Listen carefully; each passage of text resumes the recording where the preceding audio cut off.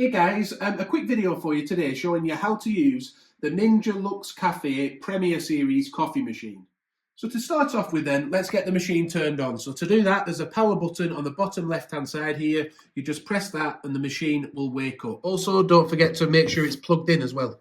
The next step then is to make sure it has beans in the hopper already. So for the purpose of this video, we're going to assume that it has. You've come across it in an Airbnb or something like that, and it's already got beans in. If it doesn't, you'll have to add them yourself. To do that, you can remove this lid, and then you can add your own beans. And then after that, you will just follow the steps we're going to show you in a minute to make an espresso. Just follow those steps a couple of times, and in the end, it will bring you out at a recommended grind size. But as we can see, we already have beans in, and we've got a recommended grind size of 8 and an actual grind size of 8. Also, you want to make sure there's enough water in the water tank, so make sure that it's above the minimum line. And if you need to add more, you can just do that in the top here.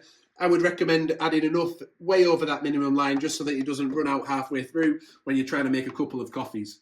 So this is called a portafilter. That holds your beans when you're making your espresso. So we want to remove that by turning it to the left-hand side until this orange dot here meets the orange dot there, and it will then just pop out. So we'll turn that across now, and it will just drop out. The purpose of that is to make sure that you're using the right size basket for the coffee you want to make. So as you can see at the moment, it's got double espresso in there. If you want to change that, then on the right hand side of the machine, there might be an accessory drawer with different baskets in it. So in here, look, we've got a single basket there. We've got a huge quad basket for making larger filter style coffees. If you want to change that basket, you can just grip it by the rubber bit and on the inside, pull it out, and that releases. Then line up the grooves for your next basket to go back in, pop it on top and just clip it into position. Make sure it's secure all the way around. As we mentioned earlier, if the recommended grind size matches the current grind size and there are beans already in, then there's a good chance you're just ready to go. If after pouring your first espresso though, the recommended grind size changes and you therefore need to change it for your next shot, on the left hand side of the machine here you will see there's a dial that can make your grind finer, which is going lower down. So if it's on 8 and it says to go to 6, you would turn it finer. If it says to go to 13 or something like that, you would push it this way to the coarser area. I'll show you now just how that works. So if I say fine, look, it changes to 7, or if I turn it the other way, it changes up to 10. But right now, we're sticking with 8. The next thing you're going to want to do, which might be different to other bean-to-cup machines, is install this funnel onto the portafilter. That helps any beans that you grind in a minute to go nicely into the basket without mess around it. So to do that, you would just line it up on top, look, so that it's in between these grooves here, and then just pop that down into position and make sure it's nicely secure again. Once that funnel is secure, make sure you slide it in between these grooves here, look, into the machine, pop it into position, and up here, if it doesn't say insert funnel, you'll know you've done it correctly. If it says insert funnel in red, you'll need to take it out and pop it on more securely. There's also the option on this machine to make the coffee stronger or weaker. To do that, you will just press the button underneath where it says strength, and it will change it from 3 to 1 or 2. Again, for this video, we're going to stick in the middle at 2. The next step is to start grinding your beans. To do that, simply press the button under Start Grind. It will come down the bottom of the machine here into the funnel and then into the portafilter. So let's do that now.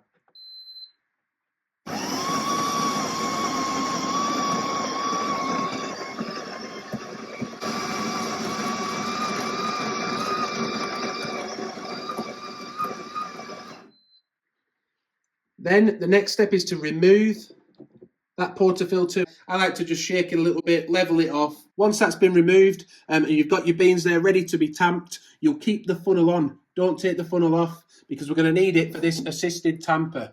What we're going to do is we're going to, on a level surface, keeping that held secure, place the tamper into the funnel and then push it down until it meets the funnel. It's an assisted tamper, so it'll help you to get the right pressure to help you to make a nicer espresso. So we'll do that now. We'll just push it down until it meets the funnel. Take it out.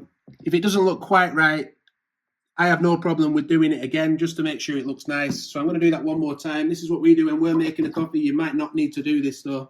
But there we go.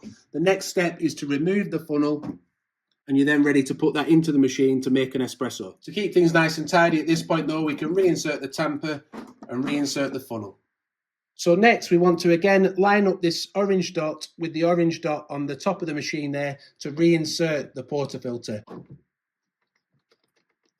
And then lock it into position. On this machine, it also does give you the option to change it between espresso and Americano, so it will add water as well. Using another spout underneath the machine, it has a separate hot water spout on this machine, but for now, for the purposes of this video, we're going to keep it at espresso, and it's on double look.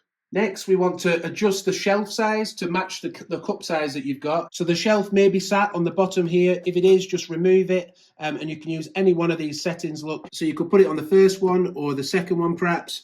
To actually install it, just tilt it up slightly, slide it into the grooves, and then let it rest. Is that the right size for this cup here, a 180ml cup? Yes, it is. But I might need to spin it round to line it up perfectly under those spouts, because it comes out of both sides of the espresso. So make sure it's lined up under both spouts. One other thing I wanted to mention, just to make sure that there's no overflowing of this drip tray here, this little dot here, when it gets filled with water inside, it rises up, and if you look on the side there, you'll just see it's orange. On the side, I don't know if you can make that out. Yeah, you'll see on there it's orange look. As that rises up, the orange will show more. If it's looking really, really orange, it may be full. So empty that drip tray out. To do that, obviously remove this jug and just pull the whole drip tray out, look, and you can go and clean that out. I'm only mentioning that just to make sure you don't get water overflowing on the side when the steam wand purges.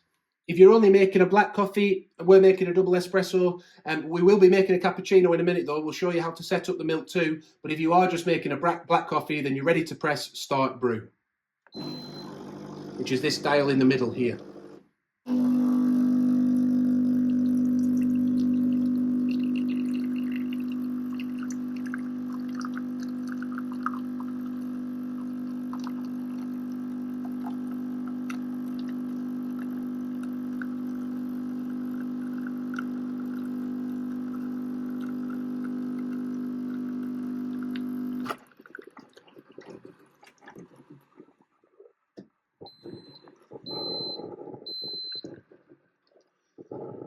Don't forget, if it's a new bag of beans and this is your first espresso, check the grind size to make sure it's still recommending the size it was a minute ago, which it is for us. It's still recommending 8 grind size, but if it changes, don't forget you can use the dial on the side to change the grind size.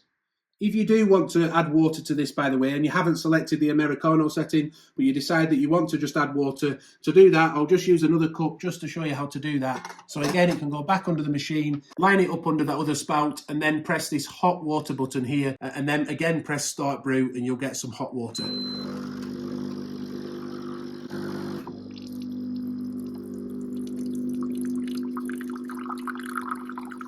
If you want to stop it early, you can by pressing start brew again, but that's handy to know, isn't it?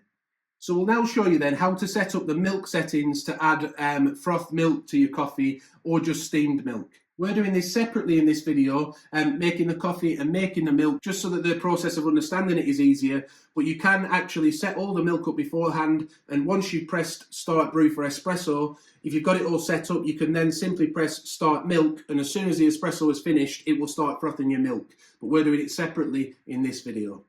If you're enjoying the video so far, by the way, please do give it a like, because that really does help us out. So firstly, you want to remove the milk jug.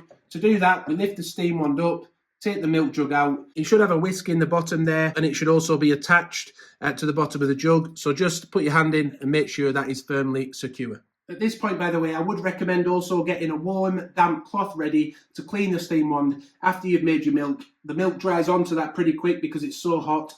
So you'll see at the end, we will show you that you'll need to clean the steam wand quickly with a damp cloth, which is why I'm recommending you get it ready now. The benefit of setting all this up beforehand, by the way, and hitting the button straight after you've made the espresso is that the espresso isn't cooling, is it? So that's the benefit of that. But like I say, for this video, we're doing it separately. So we've put semi-skim milk into the milk jug. If the stickers have been left on the machine, there are a few recipes there showing you how much milk to use and which one of these lines to go to. You see on the side of the jug, you've got cortado, cappuccino, latte, and some guidelines there as to how much milk to put in. If you're a little bit unsure, I found a good middle of the road amount is just to fill it up to around the level of that black dot. That's a middle of the road for like flat white or cappuccino or something like that. You can use other types of milk. You don't have to use semi-skim. You can use whole milk, which is full fat, or you can also use skimmed milk. They will have slightly different textures, and you can even use like oat milks and almond milks, things like that. But for this one today, we've got semi-skimmed.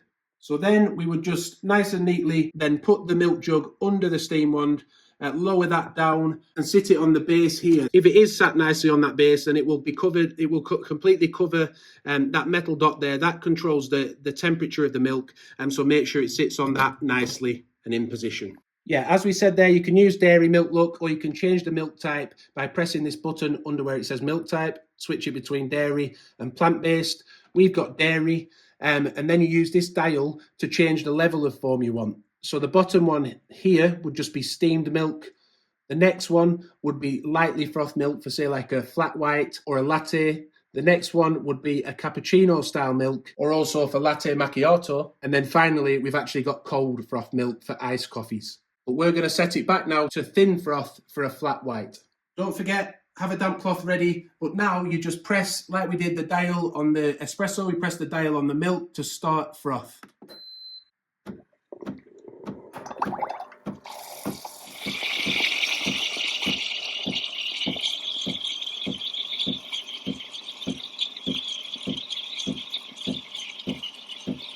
As you can see, the whisk is important because that's spinning the milk to create a vortex, and then the steam one is heating the milk.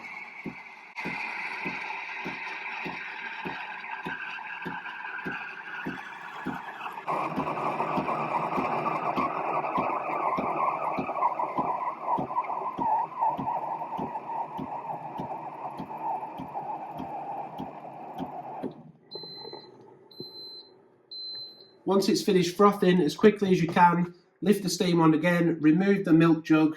Oh, as we see, we've got some water coming off there. But yeah, just as we can see, it does burn on quite quickly. Just clean that down nicely and make sure you get in under the crevices there too. Then just pop that back down and it will self-purge into the drip tray at the bottom there.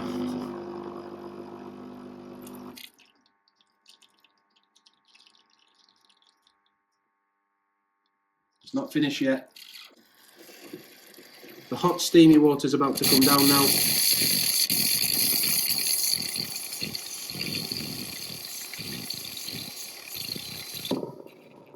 And that cleans the internals of the steam wand out. It is very hot to touch though, so make sure you're just using your damp cloth. Don't actually touch the steam wand itself.